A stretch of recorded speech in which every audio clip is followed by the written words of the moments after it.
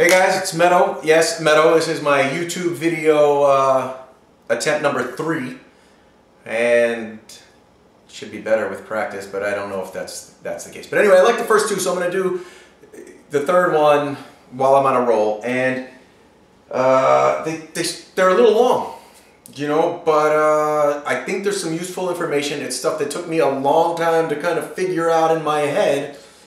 So if it takes 10 minutes to explain it, you know, and it's a little boring, then, you know, sorry, but I'm really trying to get across some stuff that's taken me a lot of time to learn. And I think if you get a good understanding of it, you can reach your whatever your goals are as far as health go and fitness go more quickly than if you don't have a good understanding of the things I'm talking about. And if you do have a good understanding, then I'd go straight to the exercise video, stuff like that. But what I'm trying to get across is, you know, first let me put out a little disclaimer. I'm not a nutritionist. I'm not. I've just experimented forever, tried to eat healthy, been working out for a long time, and made some real progress in the way I see things. I think I've learned to do things more efficiently, a little smarter. So this is what works for me. This is what's helped me understand some things. Hopefully it can help a couple people out there understand some things, and you know, hopefully it makes sense. Hopefully I can do some good. But what I'm trying to get across is that everybody, I mean, you'll hear him on Biggest Loser, you know, every personal trainer you go to at any gym is going to tell you that 80% of reaching your fitness goals is nutrition, and 20% is the exercise, and yet all we ever do is talk about exercise. We never talk about food. You go on YouTube, it's all over. Or somebody will finally talk to you about food, and they'll tell you how to make this with this organic spice and this hormone-free thing, and by the time you get it all together, you're exhausted and you just want to order a pizza. So I'm going to try to really make things as simple as I can. And again, I'm going to try to say this in every video, that the fewer variables you have, the more constants you have in the things that you do, the easier they are to measure. The easier they are to measure, the easier they are to change. So I'm going to say try to get a fitness routine, where I know people are talking, you know, about all crazy different workouts and keeping them different all the time. That's great. But most of the people that I'm working with, I'm trying to get them jump started. I think this will help you even if you're a bodybuilder, you know, whatever. But if you can establish, and they probably know this, if you can establish a routine, not just with your working out, but with your food, you're going to be able to keep things steady, so that when things don't work, if you do everything the same and they're not working, you change one thing. If everything's different, you don't know what to change. So try to get as many things the same, make some real goals for yourself, and then try to tweak things one at a time.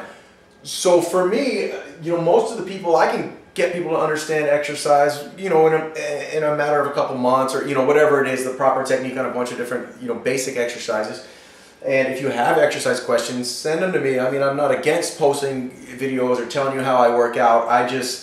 I found that, you know, by focusing on nutrition and trying to keep it simple, I make my gains.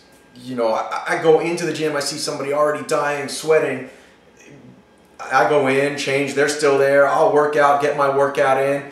I work out, and then I'll go change, and I'll walk out, and that guy's still there doing some, you know, like finger curls or something, you know, that I wouldn't waste my time with. And I'm not knocking it. I think it's great. Any kind of exercise is great. I don't point fingers at the gym. It's great. I'm just saying, if, you know, a lot of us work and we talk about the time, I think you can focus and do things more efficiently, and that's what I'm after, is trying to keep it simple, even though sometimes my explanations can be a little long-winded and, who knows, fast forward and cut and all that stuff. So I write it down so I don't go too far off, because if you've seen just my other 2 videos, you can see how I start to ramble.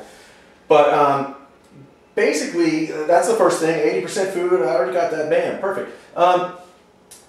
The other thing is that I've talked not really about calories, because I'm going to try to avoid that for as long as I can. Not calories as far as numbers and specifics, but about the amount of food you consume. If you're trying to put together like a meal routine, a consistent meal plan, and eat things so that you can develop something constant, and you want to know, what should I eat? And I said, you know, figure it out. Eat what you can realistically eat.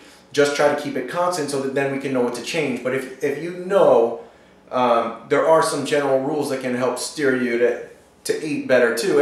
And one of them is as close to natural as possible. And I know somebody's going to make a comment right away that my first video has some, you know, frozen Hillshire Farms chicken breast in it. But I'm saying as close to natural as possible. I got a busy day, man. I mean, most days I don't have time to do all of this, you know, so I'm running around. I want that rather than stopping and having something, you know, that I would pick up at a drive-through, or even at the, you know, your local, I don't know if it's Whole Foods or whatever, you know, paying $10 for something ridiculous. And that's another thing. I'm on a budget, so I'm going to try to teach you how to do all these things economically, eat efficiently and economically, and work out and get all these gains, and try to avoid, you know, try to help you where, because you know, when everybody gives me the excuses like I don't have time, you know, I get that. But you probably don't have time because you probably don't have a clear understanding on how to keep some of this stuff simple and how to prepare, or, you know, past that you just don't feel like doing it or don't want to. But as easily as I can do it, again, as simply as I can do it, I take it back to, you know, how I was taught growing up. It was eating a pretty balanced meal, and I still do that, and I think it works great. I said before, I'm going to try not to write too much, I'm trying to get written, but I have 3 meals. Breakfast, lunch, and dinner, right? This is me. This is my constant, breakfast, lunch, and dinner, and then I have about 3 snacks. My meals all look something like this. Like this plate. They might not be, you know, like that, but a lot of them do. This is my grain, you know, my starchy carb.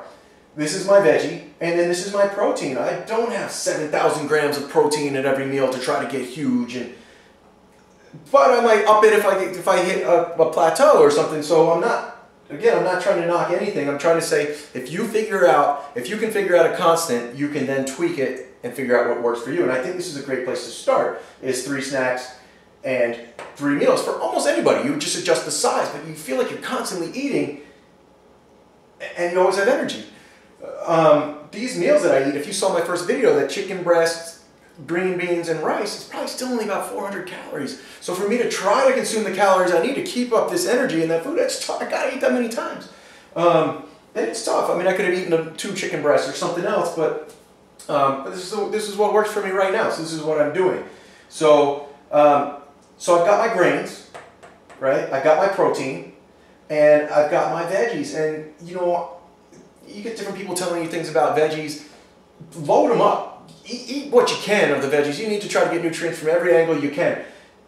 If you're beyond that, if you're, you know, you're eating all this stuff and you're eating all these veggies and something's not working, you're probably looking for the next video. This, again, it's probably, I'm not trying to, every time somebody clicks here, tell them to go look for something else, but you know, this will help you for a long time. If you're trying to fine-tune something, maybe you have to count how many pieces of, you know, carrots you eat, is there a higher glycemic, you know, whatever.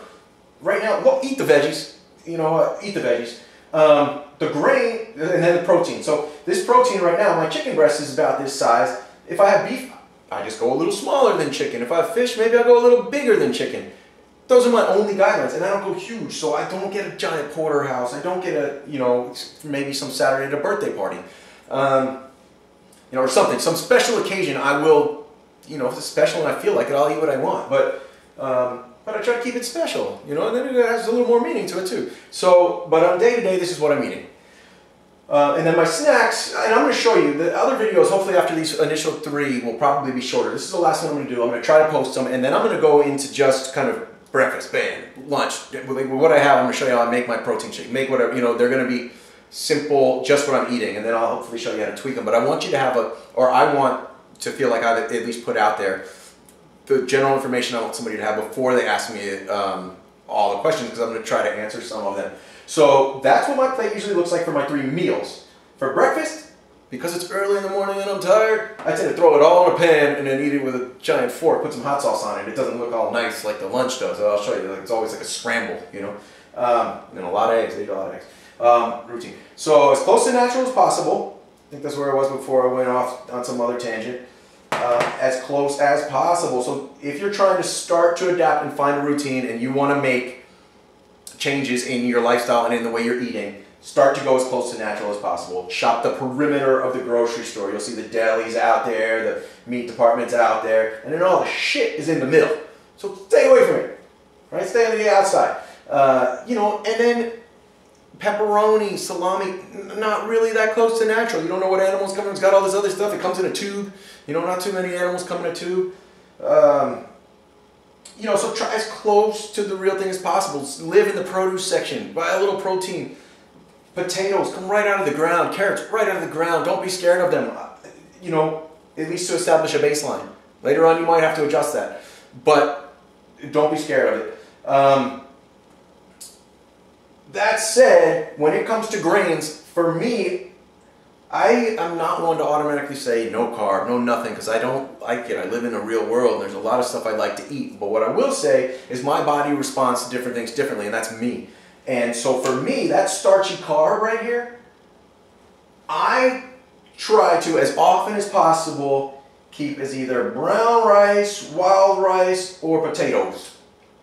I try to really limit bread and pasta.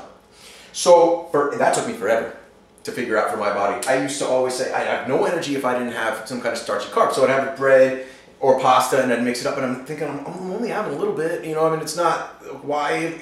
You know, what's going on here? There's science behind that too. Different people respond to different things, and they're different. But again, if you just keep it really simple, it's as close to natural as possible. You have to make bread. You pull a potato out of the ground. You know, so again, you know, pay attention to portion size, but I would try to get these, if you're trying to start establishing a food routine for working out or weight loss or anything, so that you have something that you can measure, try to keep it as close to natural as possible. For me, what worked was cutting back to not very much bread and pasta. Now I find that I don't even want it. You know, I feel great after I have a meal like this with rice and potato and chicken and stuff, but then if I have bread or I have a sandwich, I feel like I ate, but I don't feel like this. Like, you probably look at me like I'm a spaz, but I feel like this all the time because I'm eating good stuff. And the minute I start to slack or get tired, I don't want to get up and make my food, but I'll get my butt off the couch, go make the food, and then I'm like this again. So that's it. Rice and potatoes over bread and pasta for me. But if you're finding you're hitting roadblocks and you want to change it, these are some things that work for me. So it wouldn't hurt to try. It's not going to kill you. It's 2 weeks. You know, establish some constants, and then we can tweak it. Really start thinking about your food. Don't just stop here at this video. Read, Google, but most importantly, experiment and realize that this is going to be a path that's going to take a while. So before you decide something doesn't work, give it a little while. Give it a real chance, and make it something that you can measure. But put 80% of your energy into the food, and then 20% into exercise. And you know, that doesn't mean that, you know, sit on your butt, because Meadow said sit on your butt and just eat food. That's not what I'm saying. So if that's what you got out of these videos, start from video 1 again, watch all 3, and then email me a question. But anyway, that's it. Establish a routine. These are what my meals look like, portion-wise. It's the grain, right? Tons of veggies, and then a protein. You know, and in there, somewhere you do want fats. But again, if you're eating something natural, a chicken breast, even if it's boneless skin, it's going to have some fat in there. You're going to cook it in olive oil, and we'll talk about how to cut, or, you know, whether to use olive oil or not some other day. But right now, just get some. If you cook it in olive oil, you know, if you do it in a pan or in a big pan, you use olive oil. Do it consistently that way for a while, so we know where we can pull back, and write that down, or try to remember it. You know, but like salmon, it's got fats in it. I mean, all that stuff. Most of your food, you're gonna get your fat most of the time. Eggs, I eat whole eggs. I always eat whole eggs. But like for my girlfriend, I might make hers a little different. I might put 2 whole eggs in her scramble and then a couple extra whites or something, because we want to cut. She's gonna need fewer calories to function than I do. So one of the places we can cut back is through the eggs and versus egg whites and stuff. So you can play with that later. You'll get your fats. I wouldn't really worry about it. I wouldn't be adding butter and stuff to make sure I get my fats. You'll get them if you're eating as close to natural as possible. I guess that's my point. So I think that's it. If you got questions, email me. I want to see that I hope this is useful to somebody. I really do. I hope, if nothing else, it's useful to the clients I have already. And you know, I don't know, it's just fun. This is what I do, and I like talking about it, and at least once in a while I get to talk about it without interruption. So hopefully the next ones I'll make them about food and I'll try to make it more exciting, but it probably won't be. So anyway, that's it. I learned how to work the stop button. See you next time. Thanks for watching.